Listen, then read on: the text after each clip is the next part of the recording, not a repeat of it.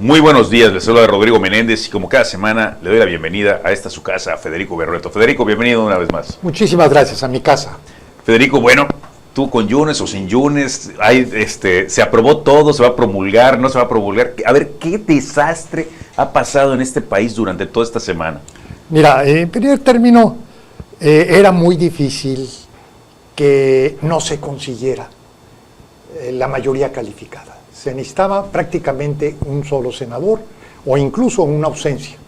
Y fíjate lo que logró, pues quiero pensar que Adán Augusto logró la ausencia y logró también el voto a favor de la reforma por un opositor. Esto, pues obviamente hay un ánimo de frustración y hasta enojo por parte de quienes pensaban que era posible parar la reforma judicial, quienes no estamos de acuerdo en la reforma al Poder Judicial. Bueno, pues obviamente estábamos como quien dice, cruzando los dedos, ¿no? Sí, Federico, pero desde que empezó esto, el 2 de junio, exactamente. O sea, no nos engañaron. Ellos dijeron, queremos 6 de 6 para poder tener la mayoría calificada y para poder pasar todo esto. O sea, salieron a votar todos los que están a favor de la reforma y todos los estábamos en contra. Y entonces, pero al final pues ganaron ellos. ¿Qué? ¿Querían algo diferente? ¿Tú habías visto algo diferente? Mira, no, yo primero soy de la misma idea que tú, que esto se resolvió el 2 de junio. Y se resolvió curiosamente en algo que identifica el enorme descuido de la oposición. Fíjate, se ganan muchas ciudades, pero se pierden los distritos. De todos los estados solamente se ganó Aguascalientes. Si haces tú un examen de las diferencias, era muy menor el esfuerzo de la oposición para ganar distritos. Te pongo el ejemplo de Mérida. En Mérida se ganó la ciudad, pero se perdieron los distritos con la excepción de uno solo, ¿verdad? Y esta historia se repite prácticamente en todo el país.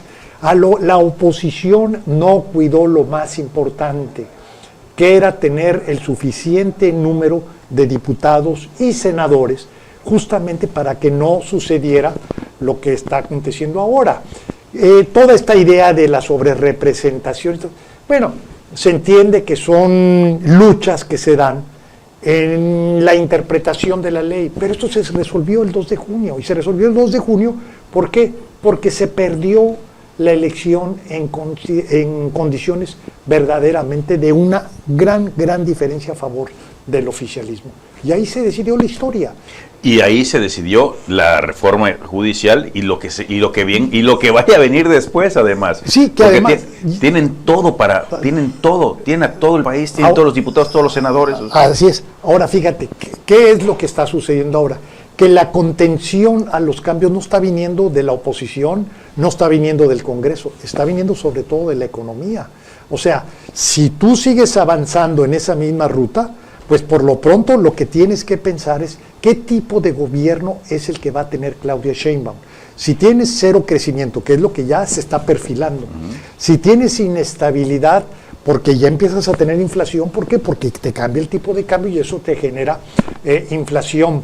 Si no tienes recursos para atender, pues ya el tema de salud, el tema de educación, el mantenimiento de la infraestructura, el déficit fiscal por lo de Pemex, etcétera. O sea, si vas viendo el cuadro hacia adelante, es sumamente complejo.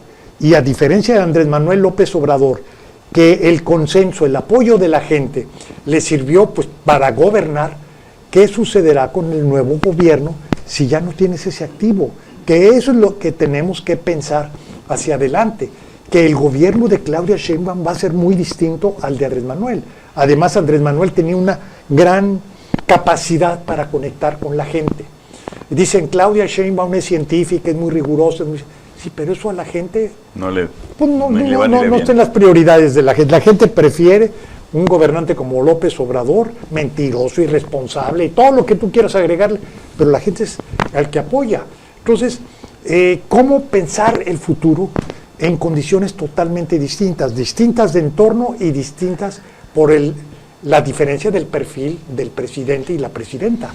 Y esta es esta primera batalla, y llamo batalla como comentario entre la oposición y el partido en el gobierno, evidentemente la gana el partido del gobierno, pero la oposición intenta hacer un estruendoso grito, pero no le da tampoco. No, mira, la oposición está... Es más, puede ganar hasta el debate, pero no va a ganar la votación. Se vuelve irrelevante, es testimonial la oposición, pero en el nivel del discurso pudiera ser algo razonable. El problema es que, fíjate, como el ejemplo de Yunes, ¿cómo se le ocurre al PAN poner en la misma fórmula al padre y al hijo? Lo que ves es que es un desaseo, una torpeza, una miopía, una ignorancia de la política.